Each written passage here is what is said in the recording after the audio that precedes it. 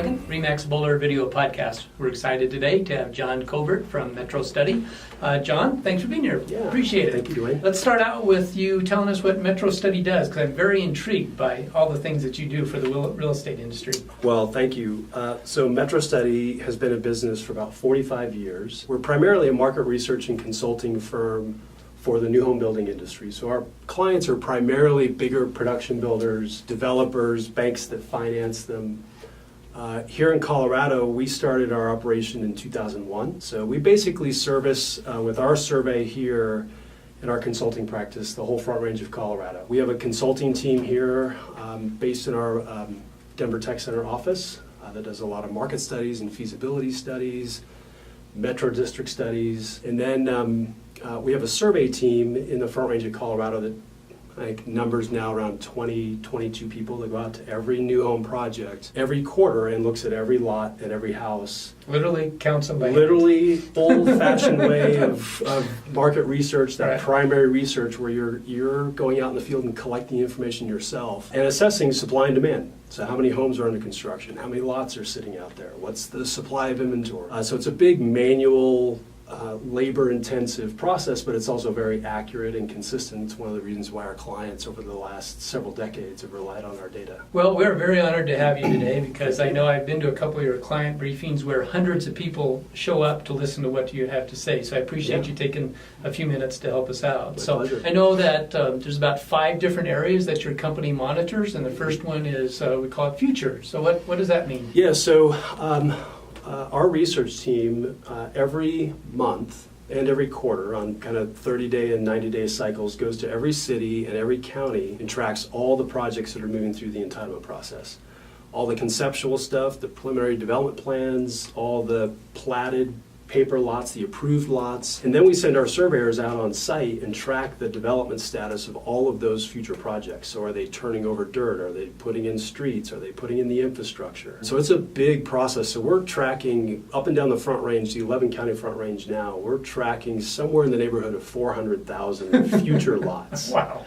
Some of them, may still never see the light of day by the time I retire, but Right. the fact is we're tracking over 400,000 future lots in our system right now. That's amazing because It's we're incredible. primarily in the resale business. So that's why it's so intriguing to talk to you to see what the future brings. So the next category is vacant developed lot. What does that mean?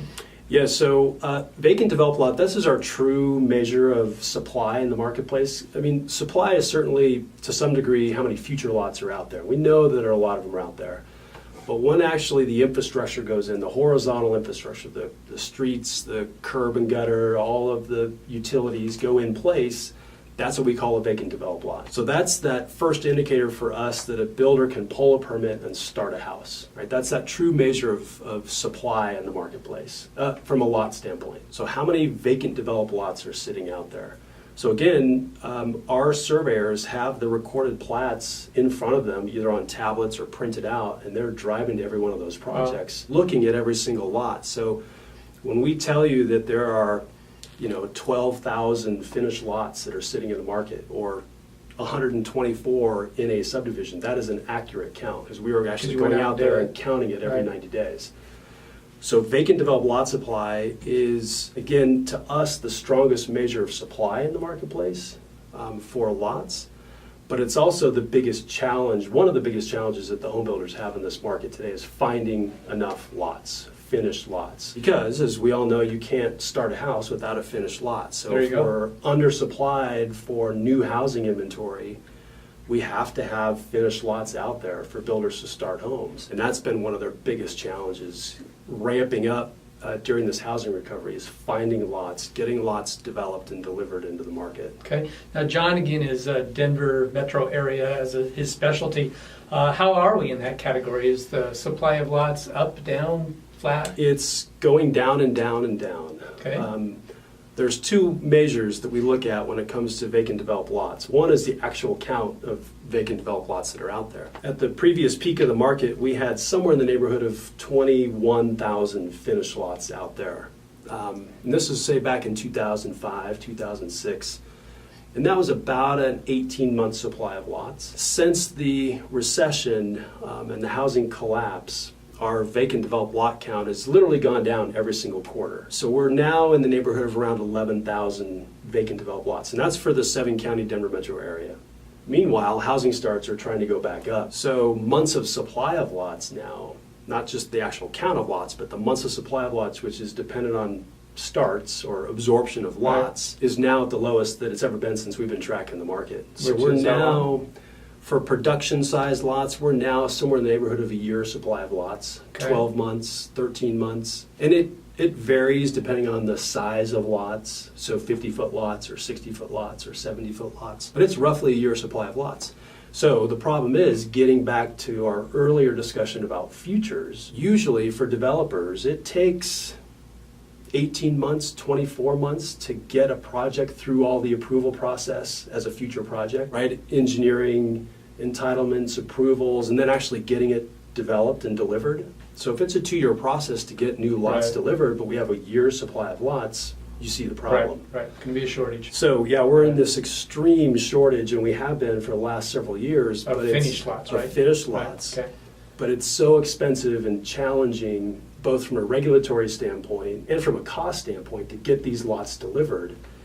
The market just hasn't been able to catch up. Okay, all right, so we've talked about futures, vacant developed lots, now finished vacant. I think we touched on that. How about under construction? So that's how many homes are started and actually 2 before is going up. Yeah, before, right? There are 2 different types of inventory homes that we track. There's finished and vacant homes. Those homes are completed, so nobody's actually moved into that house yet, but the builder's done with it. Okay, so spec. So that could be houses. spec inventory, right? And then under construction homes, so foundation has to have been poured. So again, when our surveyors are going out to every project every 90 days, they're tracking how many foundations have poured, or sticks are up in the air, or homes are under construction, or homes are completed, right? So we're tracking all that, have a good measure of the inventory in the market. Inventory basically is going up in general since 2009, since we've been on this kind of long, slow housing recovery. Again, the net count, the actual count of under construction homes continues to increase because our market is expanding, right? We're starting more homes. But that months of supply of under construction inventory is actually going up and up and up. Interesting. And that's not to say that that's an environment where we're overbuilding this market. That has everything to do with the tight trade labor that the home building industry is facing today. And it's a persistent problem. It's been, again, like, challenge 1B. Right. Lots is 1A and labor is 1B. Very tight supply of trade labor, and that just takes us longer to get these homes built. That's interesting. Never really thought about that the under construction supply is increasing because it's taking longer to build them, so they're out there longer.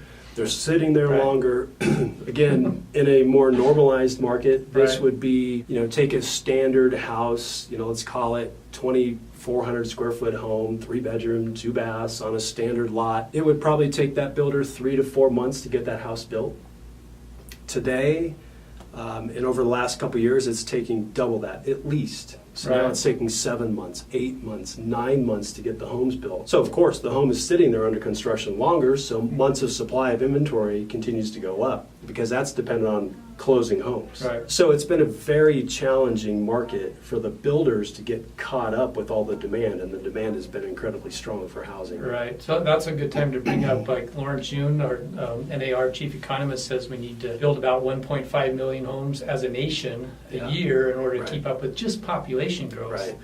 How are we doing in that category? Are we anywhere close to that? Yeah, still tracking well below those numbers. What Mr. Yoon is referring to is the long-term historical average for single-family permits pulled in the U.S. This is going back to post-World War II, so roughly 65, 70 years of historical data.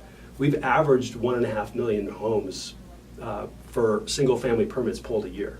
1.5 million. We got down to 700,000, 600,000 single-family during the recession, and we still are not back to that long-term average. I think right now, and this is off the top of my head, I think it's somewhere around 1.2 million single-family permits pulled.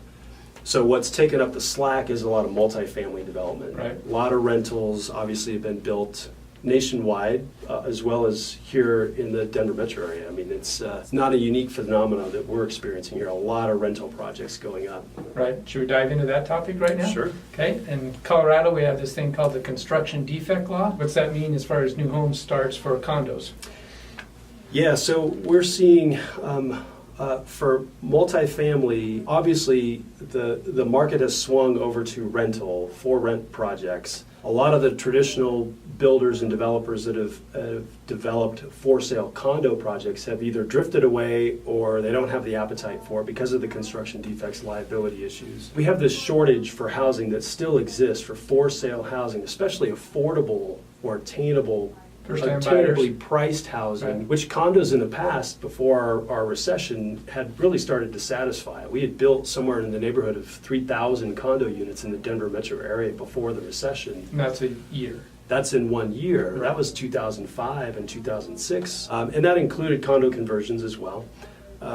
But during the recession and then in the years after the recession, we had built 300 condos in a year, 400 condos in a year. As opposed to 3,000. As opposed to 3,000 at a time when Wow, home prices had escalated very rapidly, as we all know. So that first-time homebuyer that's been priced out of the single-family market really had no avenues to acquiring a home, at least if it were condos, because very few builders have been building condos.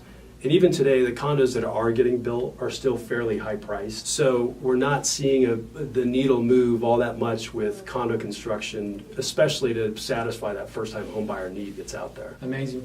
Our next category we wanted to talk about was occupancy. What's that mean to you as a company? Yeah, so we look at it from a couple of different standpoints. One is closings. So we're not just tracking the housing starts that are in the market, but also new move-ins and closings. So are we absorbing all of that inventory that we start? Right? So we do track all of that, and the finished vacant inventory level, these are the homes that are completed, built, but nobody's actually moved into them yet. So that could be spec inventory. That is very, very low. So what gets built gets occupied very quickly. And then we also look at what's happening in the rental market. Okay. So occupancy levels and vacancy rates are very stable in Denver, in the metro area, and Boulder as well. Relatively low vacancy rates, given the number of units we've added to the market over the last 5 or 6 years. Big, newer, tens of expensive thousands. ones. Yeah, tens of thousands of units Right. have been added, and they have been expensive. But there is our home ownership rates are about as low as they've been, at least in the last several decades. So we're still hovering around 64% owner occupied. So a lot of people are still staying in the rental situation longer than anticipated. We expect that actually to shift as people that have been renting for 6, 7, 8 years, as this economy recovers, are now starting to think about buying a home, whether it's an existing home or a new home. The problem Just as is interest rates go up. exactly. Right. The problem is interest rates are going up, home prices still going up, so Right. purchasing power is going down for the buyer, the typical buyer out there. So it's very challenging to go find something to buy. So people are sitting in their rental situation longer and longer. So vacancy rates are relatively stable. Right. And Gotcha.